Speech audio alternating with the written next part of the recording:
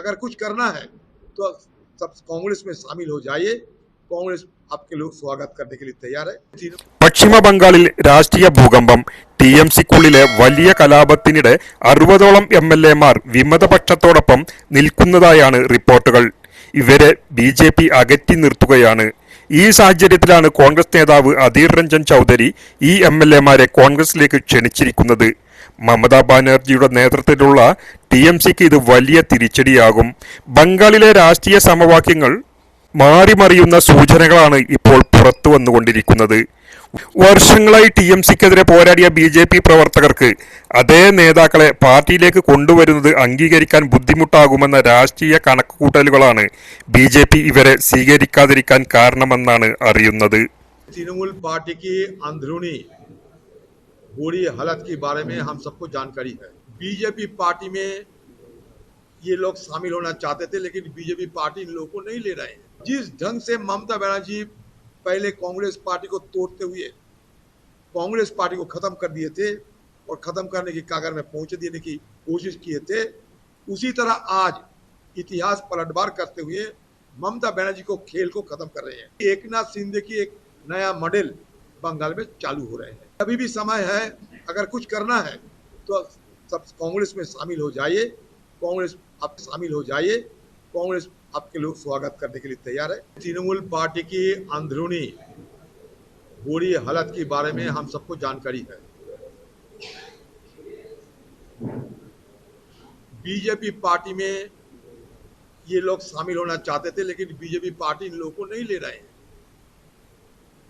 अगर इन लोग को बीजेपी पार्टी में शामिल किया जाए तो बीजेपी पार्टी की आज की तारीख में जो उनकी अपना छवि और छवि धूमिल होने की संभावना रहती है। इसलिए बीजेपी पार्टी को ये लगा इनको लेने के मतलब कोविड वायरस आ जाएगी हमारे पार्टी के अंदर। तो इसलिए मोदी जी को जो नारा थे ना, ये 2 गज की दूरी रहना बड़े जरूरी कोविड से बचने के लिए, ये 2 गज की दूरी में इन लोग को रखे गए हैं।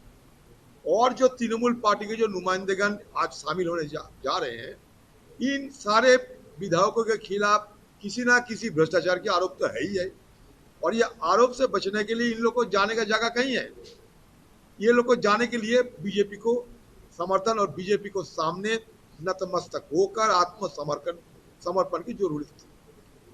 तो मतलब यही हुई कि बीजेपी पार्टी की आपने कोई धूमिल होने की संभावना नहीं रही और ये सारे ठीकरा फोड़ने की जगह TMC पार्टी मिल गए।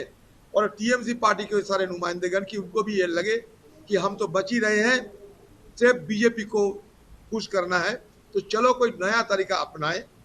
और जिस ढंग से ममता बनर्जी पहले कांग्रेस पार्टी को तोड़ते हुए कांग्रेस पार्टी को खत्म कर दिए थे और खत्म करने की कागर में पहुंच देने की कोशिश किए थे, उसी तरह आज इतिहास पलटवार करते हुए ममता बनर्जी को खेल को खत्म कर रहे हैं।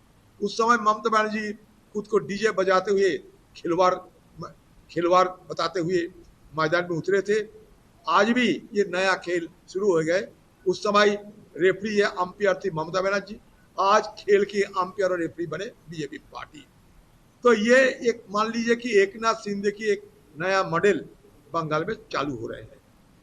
मैं तो ये से दावा करूंगा कि बंगाल में जितने आम कार्यकर्ता है दूसरे सारे पार्टियों की, खासकर TMC पार्टी, उन सबको मैं जरूर ये सलाह देना चाहते हैं कि अभी भी समय है, अगर कुछ करना है तो सब कांग्रेस में शामिल हो जाइए। कांग्रेस आपके लोग स्वागत करने के लिए तैयार है। अच्छा हुआ कि सारे आरोपित जो नुमाइंदे हैं सारे बीजेपी में शामिल हो गए। बीजेपी में सीधे तरीके से शामिल ना होते हुए भी ये अलग एक मंच बनाते हुए बीजेपी की मदद लेते हुए ही ये लोग